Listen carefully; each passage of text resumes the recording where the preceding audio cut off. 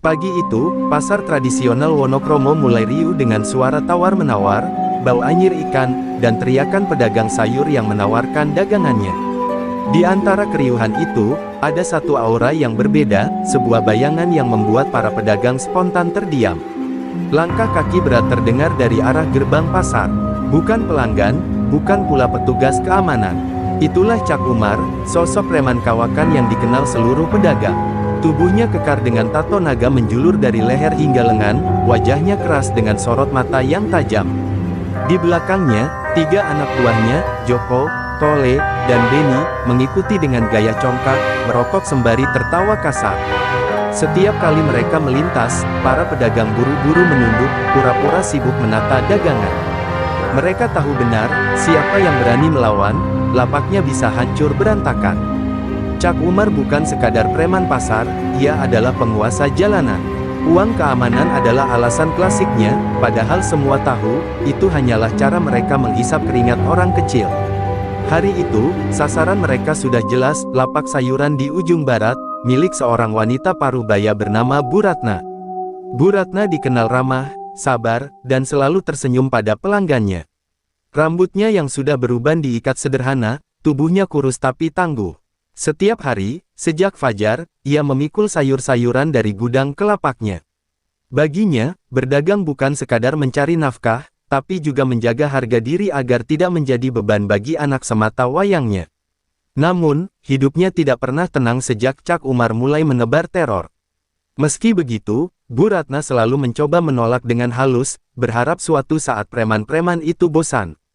Ketika Cak Umar berhenti di depan lapaknya, suasana pasar seakan membeku. Joko menendang kotak sayuran, membuat tomat dan cabai berhamburan ke tanah. Bu Ratna, uang keamanan bulan ini double, ngerti? Suaranya lantang, membuat beberapa pedagang lain menoleh dengan cemas. Bu Ratna menelan ludah, tangannya bergetar ketika berusaha memunguti sayuran yang jatuh. Pak, saya sudah bayar minggu lalu.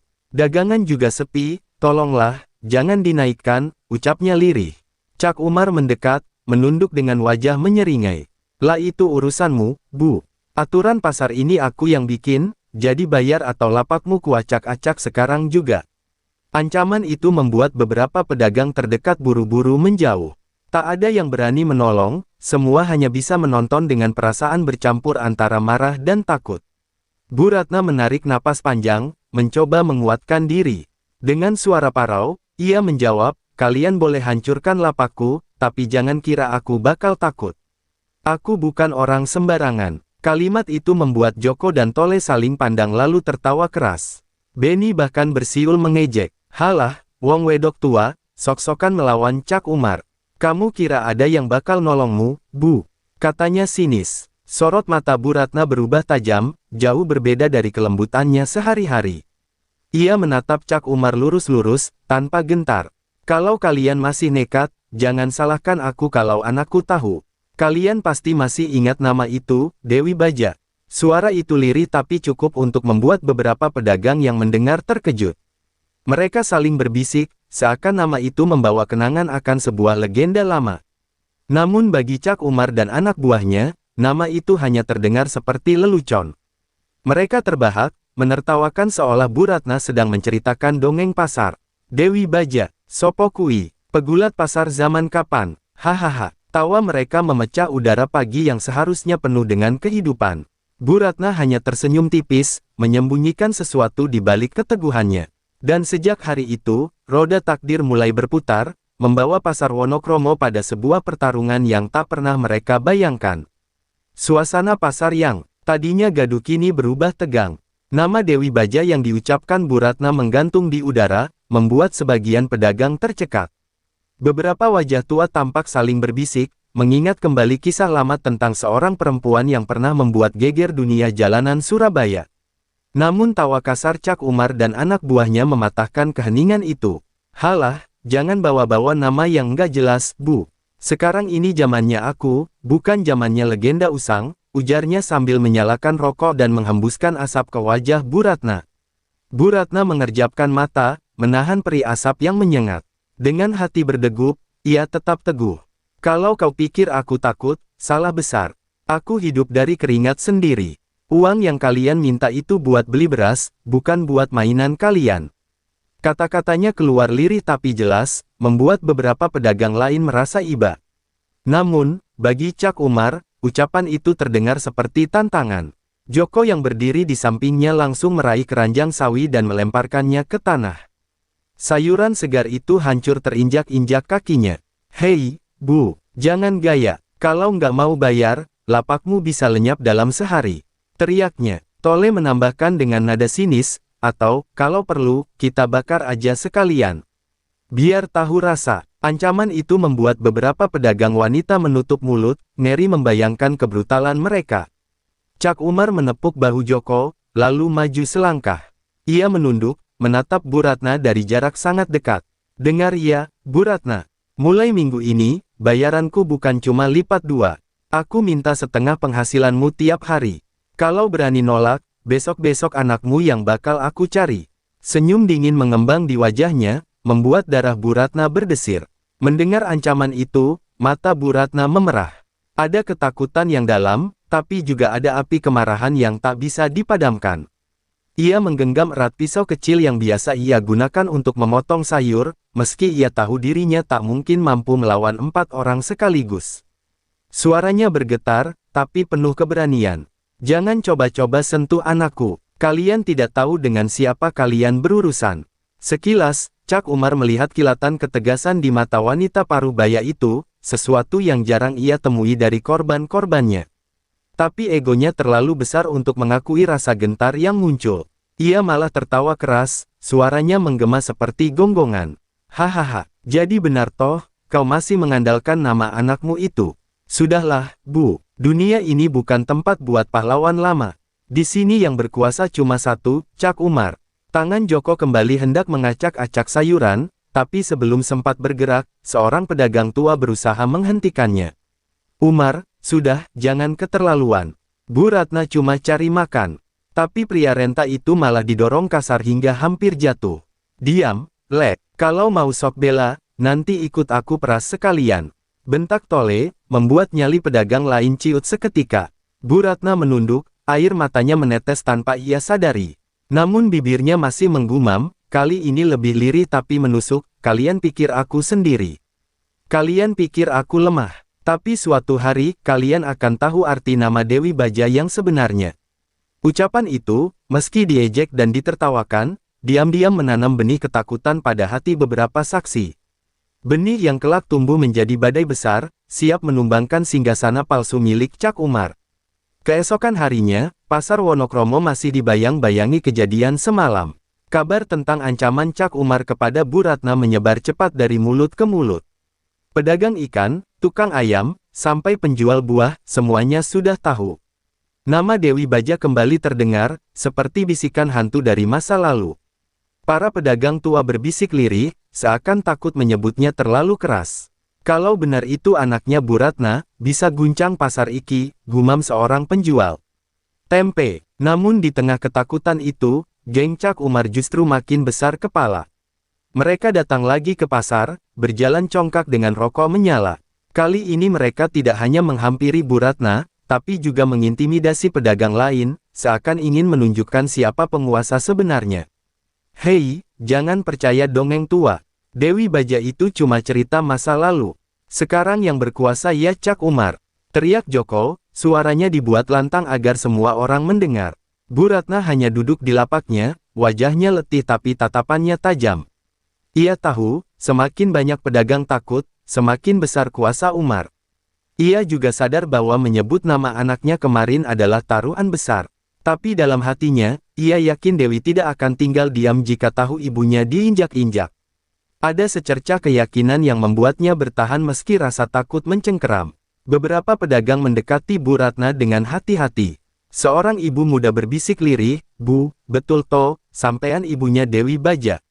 Itu yang dulu sering jadi juara gulat jalanan di Tambak Sari. Wajah Bu Ratna menegang, namun ia hanya mengangguk kecil. Seketika, bisik-bisik semakin ramai, seolah sebuah rahasia besar baru saja terkuak di tengah pasar. Mendengar desas-desus itu, telinga Umar panas. Ia membalikkan badan, mendekat ke kerumunan, lalu menatap Bu Ratna dengan sorot merendahkan. Wong iki kebanyakan cerita. Dewi Baja, aku pengin lihat kalau dia memang berani muncul. Jangan cuma jadi bayangan di belakang ibunya. Suaranya keras, menghantam udara pagi yang sejuk, membuat orang-orang terdiam. Namun, bukannya gentar, Bu Ratna menatap balik dengan senyum tipis. Senyum yang entah kenapa membuat Umar merasa terusik. Hati-hati dengan doamu, Umar, katanya pelan, karena bisa jadi anakku benar-benar akan datang. Dan saat itu, kau akan menyesali kata-katamu sendiri. Anak buah Umar kembali tertawa terbahak, mencoba menutupi kegugupan yang sesungguhnya mulai merayap. Hahaha, kalau dia datang, biar kami remukkan sekalian, Bu. Sahut Tole sambil memukul-mukul kepalan tangannya. Tapi di mata para pedagang, tawa mereka terdengar hambar, penuh kepalsuan. Ada ketakutan yang perlahan tumbuh, meski mereka berusaha menutupinya. Di balik semua itu, langit Surabaya pagi itu terasa lebih berat dari biasanya. Angin membawa bisikan nama Dewi Baja ke setiap sudut pasar. Sebuah nama yang bukan sekadar legenda, melainkan bayangan nyata yang perlahan mendekat. Dan tanpa mereka sadari, roda nasib sedang berputar menuju pertemuan yang akan mengubah segalanya. Nama Dewi Baja bukan sekadar bisikan pasar.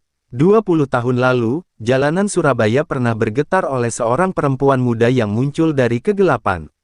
Namanya Dewi, anak seorang penjual sayur, gadis sederhana yang tubuhnya ditempa kerasnya hidup. Sejak remaja, ia sudah terbiasa mengangkat beban, menggotong sayur, dan menghadapi kasar tangan preman kecil. Dari situlah otot-ototnya terbentuk, dan hatinya ditempa menjadi baja. Di usia belasan, Dewi terjerumus ke dalam dunia adu gulat jalanan, arena liar tanpa aturan, di mana uang dan harga diri dipertaruhkan dalam lingkaran debu dan sorak-sorai.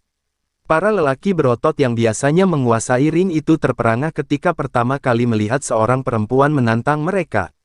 Mereka menertawakan, meremehkan, bahkan mengejek.